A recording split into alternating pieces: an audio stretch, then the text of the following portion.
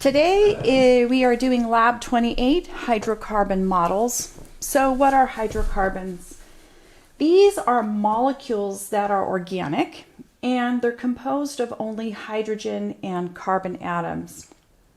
Examples of some of these hydrocarbons are methane gas, gasoline, many waxes, also a lot of the plastics that we use, such as polyethylene plastics and polypropylene plastics.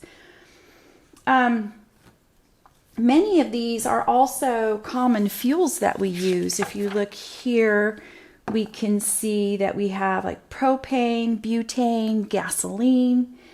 And these are really useful fuels because they're easy to handle and control because they're gases and liquids. Also, they have a really high energy content, which is what you want when you have a fuel. Now, the properties of these materials are going to vary related to the size of the molecule and the arrangement of the atoms within the molecule. So if we look at 28.3, you're going to notice that the chains of the carbons get larger. And here methane has 1 carbon, ethane has 2, propane has 3, and so on.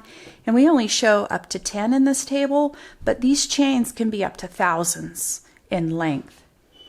And so I want you to notice how this increase in chain length impacts the boiling point and viscosity. If we look here, well, first of all, viscosity is how thick something is. So if you think about the thickness difference between, say, gas, water, and Greek yogurt, gas really has no thickness to it, where Greek yogurt is super thick. So you would say like that is very viscous or has a higher viscosity. So that's what they're talking about with viscosity.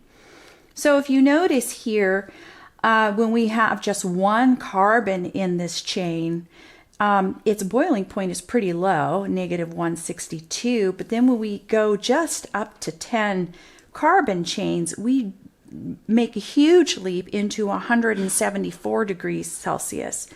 So as this chain gets larger, the boiling point and viscosity raises rather quickly. And you can see here we're going from a gas and then now we're moving into a liquid. Okay, so now let's go up to table 28.2, which is actually our experiment where we are building these models. So first I want to show you acetylene. Move that out of the way. If you look at the chemical formula of acetylene, it has 2 carbons and 2 hydrogens. And when you look at the structural formula, you see that there are triple bonds here, triple covalent bonds between the carbons, and then we have covalent bonds with the hydrogens. And so you can see here, black are our carbon atoms, and you can see this triple bond. And then, again, these are all covalent bonds. And then we have our hydrogens at the end. And you can imagine this is a pretty strong bond when you have these 3 covalent bonds. The intermolecular forces in here are pretty strong. And then we move to methane. Methane has a single carbon with 4 hydrogens attached. Again, these are covalent bonds. So if you look at the chemical formula, right, 1 carbon, 4 hydrogens, and here's the structural formula. And here at methane is our first one in this table here. And you can see it has covalent bonds, it has strong molecular forces. However, it has only 1, and so it's easy to break apart. And so it has a very low boiling point, -162. Next on our list is butane. Now here you can see we're starting to form a chain. This has 4 carbons and 10 hydrogens, and here you can see what we mean by forming a chain. And here you can see in this model you have 4 carbons.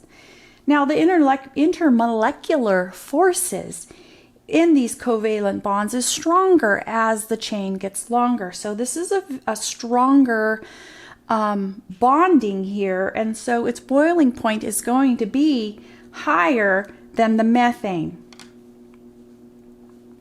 Now I just want to show you really quick that as the chains get longer, this one has 10 carbons, so this is decane. As the chains get longer, they don't sit here nice and neat and straight. They really kind of bend and twist, and they kind of become entangled in each other. And this really restricts the movement of the molecule and the atoms. Oop. Of course, they don't fall apart like that. Let me put them back together.